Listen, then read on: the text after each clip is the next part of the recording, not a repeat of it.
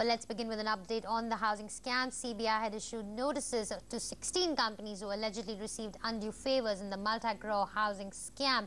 The deadline ends today. 12 officers of the CBI's Economic Offences Wing are now recording statements of the various bank loan beneficiary corporates, and the companies include Lavasa, Adani, DB Realty, JP Hydro, Pantaloon, JSW Power, Mantri Realty, and there are many more to that list. The scam involving top PSU bank officials will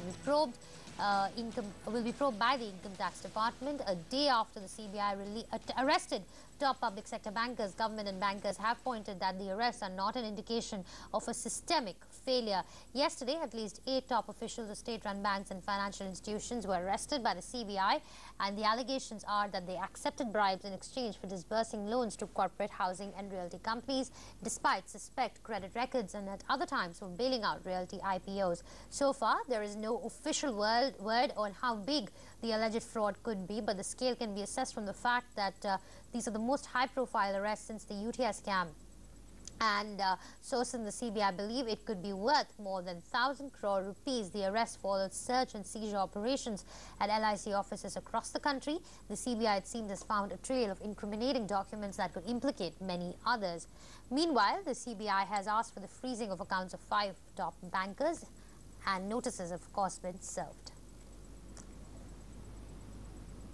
Searches were conducted at various locations in Mumbai, Delhi, Chennai, Jaipur and Jalandhar, which have resulted in seizure of incriminating documents. In this regard, 5 separate cases have been registered by EOW branch of Mumbai and investigations going on. So who are the officials who've been arrested? The biggest fish is the CEO of the LIC Housing Finance, Ramachandran Nair. Others include Money Matters Financial Chairman Rajesh Sharma and MD Suresh Gattani. Then there's the Central Bank of India Director Maninder Singh Johar and Punjab National Bank Deputy General Manager Venkoba Gujal and Bank of India General Manager R.N. Dayal. Officers of the top management and middle management of various public sector banks and financial institutions, namely Bank of India, Central Bank of India, Punjab National Bank, LIC Housing Finance Limited, were receiving illegal gratifications from private service company who were acting as mediators and facilitators for corporate loans and other facilities of the financial institutions. And here are some more details about the raids. The CBI raided public sector banks in 5 cities: Mumbai, Kolkata, Jaipur, Delhi and Jalandhar. The 8 banking bigwigs who have been arrested have been accused of accepting bribes to grant loans. Let me go across now to Mr. Naveen Raheja, Managing Director, Raheja Developers, who's joining us from New Delhi. Mr. Raheja, many thanks for joining us on the show.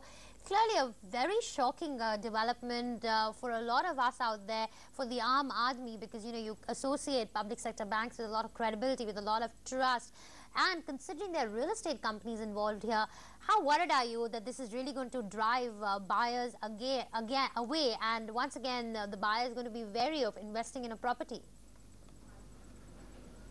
Let me tell you one thing, this can be one odd scam which I don't want to comment at this stage, because as far as I know, we have been dealing with the banks, because a lot of customers get housing finance loans and developers also, although our company largely is debt free, but most of the developers also go in for funding because real estate is a capital intensive sector, Now, the banks in India, as far as I know, they have a thorough due diligence process as well as valuation process.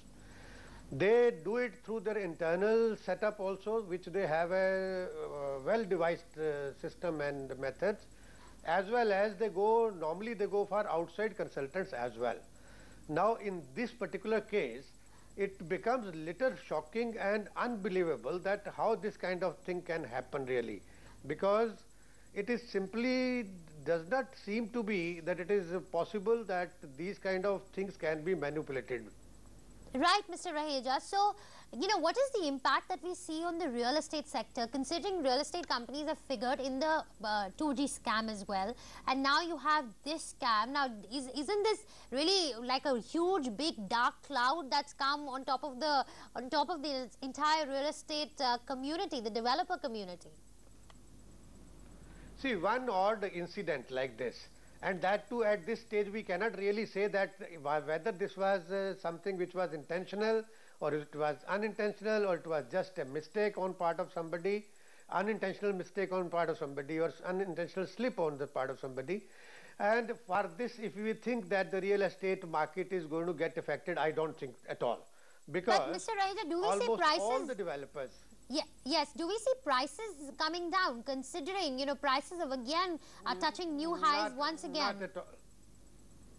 No, not at all. Not at all. Because one odd incident where a system failure has happened, or it has, whether it has really happened is also not established. But sir, this is So not one odd incident. This is not one odd incident. Normally this is not, this is almost impossible to happen as far as I know about the banking system versus real estate. It is almost impossible, and if at all it has happened, I don't think it is going to make any difference, because ultimately money is required by the sector, money is required by the customers. Right. And without taking debt, it is not possible. But are you worried now that banks are going to make it harder for you to borrow money from them? I don't think so, because banks, as long as the systems are being followed and as long as people are clean, I don't think there should be anybody who should worry. Because if you have integrity and you know you are doing a right job, there is nothing to worry about. Right, Mr. Raheja, many thanks for joining us. Mr. Naveen Raheja, they're joining us from New Delhi on the impact of this housing scam on our next home purchase, or in fact first home purchase, so to speak. Well, you can catch the entire coverage on the loan scam on our website. That's newsx.com/loans-scam.